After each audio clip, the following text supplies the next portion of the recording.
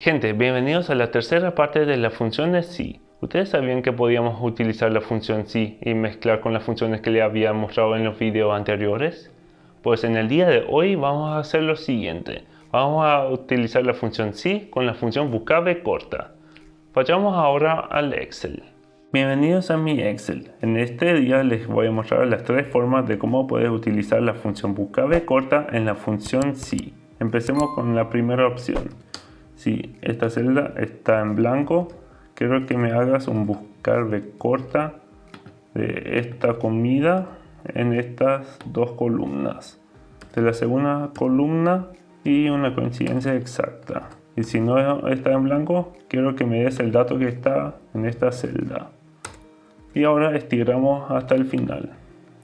Ahora para la segunda opción.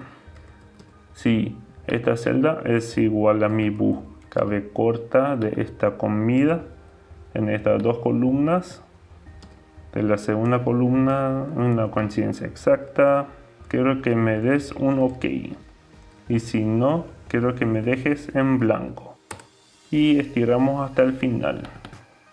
Ahora para la tercera opción, si en esta celda es igual a OK, quiero que me dejes en blanco, y si no, quiero que me hagas un buscarv corta de esta celda en estas dos columnas y de la segunda y una coincidencia exacta. Cerramos los paréntesis y ahora estiramos hasta el final. Muchísimas gracias por haber visto este gran video. Si les gustó este video, quiero que me des un like y empieces a suscribirte a mi canal. Si quieres saber algo más, hacémelo saber en las notificaciones. Como siempre, soy DanielSiemens y nos vemos en el siguiente video. Hasta pronto.